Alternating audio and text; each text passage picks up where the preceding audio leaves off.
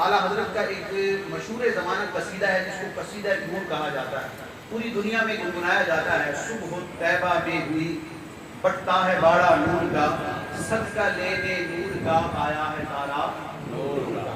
تو اسی قصیدہ نور کی زمین پر الحمدللہ میں نے کلام لکھا ہے، اور یعنی کہ ردیف بھی وہی ہے، قافیہ بھی وہی ہے، بحر وزن بھی وہی ہے، بس اشعار نئے ہیں۔ تو اعلیٰ حضرت کے کلام کا صدقہ ہے، اعلیٰ حضرت نے تو اس بحر پر قصیدہ نور لکھا تھا۔ میری تو یہ اوقات نہیں ہے کہ میں قصیدہ نور کے مقابلے میں قصیدہ نور لکھوں۔ اعلیٰ حضرت کے قدموں کا صدقہ ہے، اعلیٰ حضرت کے قلم کا صدقہ ہے۔ اس کلام کو میں نے نام دیا ہے ترانہ نور کا۔ تو آپ ترانہ نور کے ساتھ سنیں گے تو انشاءاللہ آپ کو ذوق آئے گا، مشکل نہیں ہے۔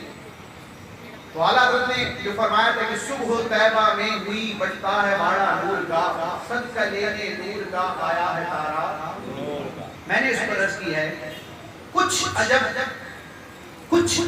طیبہ میں ہے منظر سہانا نور کا، کچھ عجب طیبہ میں ہے منظر سہانا نور کا، روشنی ہے چار سو عالم ہے سارا نور کا۔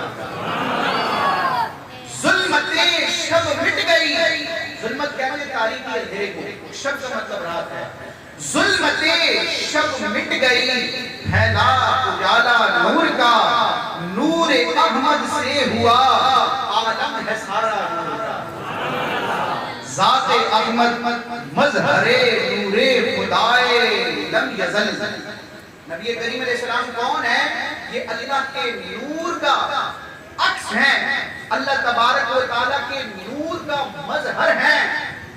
تو ذات احمد یعنی حضور کی ذات، ذات احمد مظہر نور خدائے لم یزل، نام احمد کل جہاں میں ہے حوالہ نور کا۔ بھائی نور کا ریفرنس دینا ہے، نور کا حوالہ دینا ہے تو کسی اور کو پیش کرنے کی ضرورت نہیں ہے۔ چاند اور سورج اور ستاروں اور سیاروں اور دنیا کے کنکموں اور لائٹوں کی مثال دینے کی ضرورت نہیں ہے۔ اگر نور کا ریفرنس دینا ہے، نور کا حوالہ پیش کرنا ہے تو وہ پیارے مصطفیٰ کا نام ہے، کیونکہ کائنات میں حضور سے بڑھ کر کوئی نور نہیں ہے۔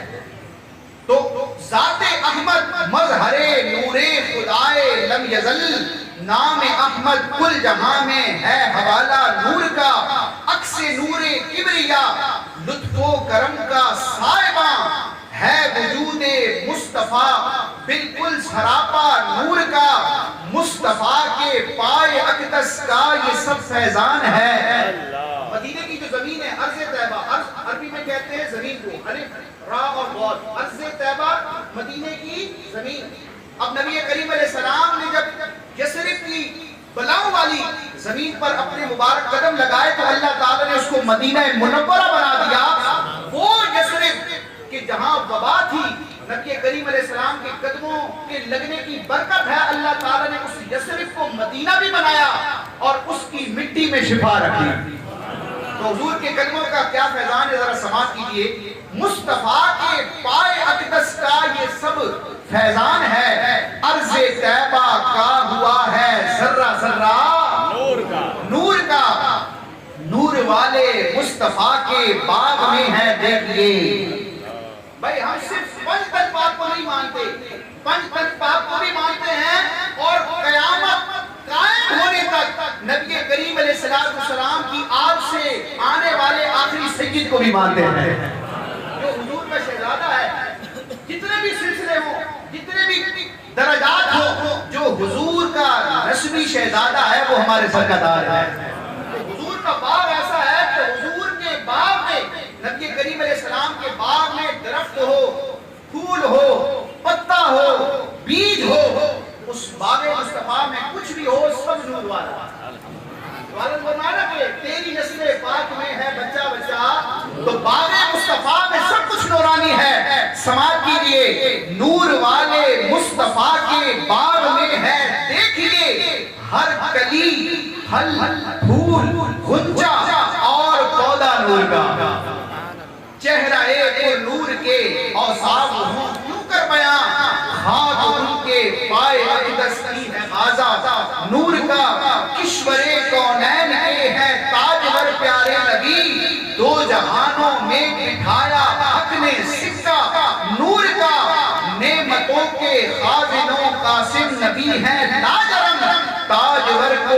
عطا کرتے ہیں صدقہ نور کا، اس قدر بخشی گئی ذکر نبی کو رفعتیں، ہو رہا ہے دو جہاں میں خوب چرچا نور کا، آدم و عالم سبھی زیر لوائے حمد ہیں۔ یہ حضور علیہ السلام کا فرمان ہے۔ آپ علیہ السلام فرماتے ہیں اللہ پاک تجھے قیامت کے دن ایک جھنڈا عطا فرمائے گا، حمد کا جھنڈا۔ لوا عربی میں کہتے ہیں جھنڈے کو، لواء الحمد، حمد کا جھنڈا۔ وہ کتنا بڑا ہوگا، کتنا عظیم ہوگا۔ سرکار فرماتے ہیں اللہ پاک قیامت کے دن مجھے لواء الحمد عطا کرے گا، اس جھنڈے کے سائے تلے آدم صفی اللہ اور ان کے علاوہ جملہ مخلوق ساری خلقت میرے جھنڈے کے سائے تلے ہوگی۔ تو آدم ہو یا عالم ہو، عالم سے مراد جہان، تمام لوگ۔ تو اس حدیث پاک کا ترجمہ یوں سنیے کہ آدم و عالم سبھی زیر لوائے حمد ہیں، کس قدر حق نے کیا اونچا بھریرا نور کا، اور آل تیری یا نبی نوری ہے تیرے نور سے، نوری ہے تیرے فیض سے۔ اعلیٰ حضرت کا شعر ہے نا، اس قصیدہ نور میں سب سے مشہور جو شعر گنگنایا جاتا ہے وہ ہے تیری نسل پاک میں ہے بچہ بچہ۔ تو اعلیٰ حضرت کا جب یہ کلام، اس پر میں کلام لکھ رہا تھا زمین پر، تو عام طور پر یہ ہوتا ہے کہ پہلا ایک کلام موجود ہے، اس پر آپ نے مزید اشعار لکھنے، تو پہلے کلام کی برکتیں لینے کے لیے بعض اوقات یہ کیا جاتا ہے کہ پہلے والے کلام کا ایک مصرع لکھا جاتا ہے اور دوسرا شاعر اس مصرعے کے ساتھ اپنا مصرع جوڑتا ہے، اس کو تضمین کہتے ہیں۔ تو اعلیٰ حضرت کے قصیدہ نور میں جو سب سے زیادہ گنگنایا جاتا ہے نا وہ یہ شعر ہے، کیا ہے؟ تیری نسل پاک میں ہے بچہ بچہ نور کا، تو ہے عین نور تیرا سب گھرانہ۔ اب اس پر میں نے پہلا مصرع تبدیل کیا، لفظ تبدیل ہے، مفہوم ایک ہی ہے۔ تو میں اعلیٰ حضرت کا اصل شعر پہلے پڑھ دوں پھر اپنا مصرع، اس پر زائد کو میں نے بطور تضمین ذکر کیا ہے۔ تو اعلیٰ حضرت نے فرمایا یقیناً اعلیٰ حضرت کا کلام مقبول بارگاہ ہے، اس کا کوئی جوڑ نہیں ہے۔ میں کو کنفیسر نہیں کر رہا، بعض لوگ سوشل میڈیا پر آبجیکشن کرتے ہیں کہ بھائی تمہاری کیا حیثیت ہے کہ تم اعلیٰ حضرت کے کلام پر تضمین لکھ رہے ہو۔ لیکن تضمین کا مطلب یہ نہیں ہوتا کہ اس شاعر کے ہم پلہ ہو گئے۔ بڑے بڑے علماء نے اپنی سعادت سمجھی ہے کہ جس زمین پر اس ردیف اور قافیے بحر کا استعمال کر کے امام محمد رضا خان نے حضور کی شان بیان کی ہے، ہم بھی حضور کے ثناخانوں میں اور احمد رضا کے غلاموں میں اپنا نام لکھوا لیں۔ میں نے مقابلہ کرنے کے لیے یہ نہیں بلکہ کلام رضا کی برکتیں پانے کے لیے یہ کام کیا ہے۔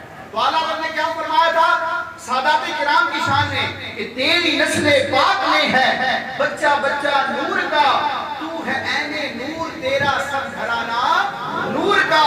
اب میری طرف سے تضمین ہے آل تیری یا نبی نوری ہے تیرے نور سے، آل تیری یا نبی، آل تیری یا نبی۔ میں اس سے ضرورت رہا ہوں کہ شاید ہمارے اس کراؤڈ میں سادات کرام بھی موجود ہوں گے۔ آل تیری یا نبی نوری ہے تیرے نور سے، تو ہے عین نور تیرا سب گھرانہ نور کا۔ اور بتتا ہے حضرت عطار حضرت احمد رضا کے فیض کی تاثیر ہے۔ اعلیٰ حضرت نے جب یہ قصیدہ نور لکھا تھا نا تو آخر میں مقطع میں آپ نے اپنے مرشد کا ذکر کیا،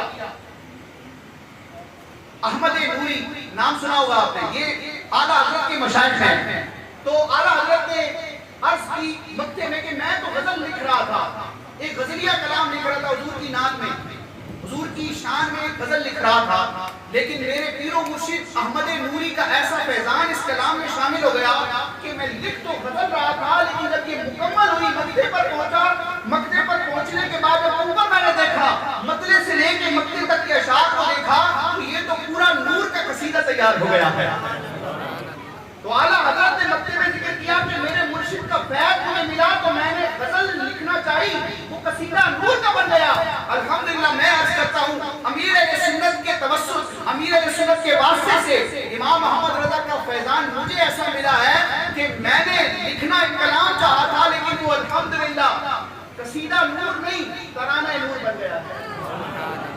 قصیدہ نور نہیں کہا میں نے، قصیدہ نور تو احمد رضا خان جی کا ہے، تو یہ ترانہ نور ہے۔ تو اب اعلیٰ حضرت کی سنت کو گویا کہ ادا کیا، انہوں نے مقطع میں اپنے مرشد کا ذکر کیا، ان کے فیض کی برکت سے قصیدہ نور ہوا، تو احمد رضا کے فیض سے یہ ترانہ نور ہوا ہے۔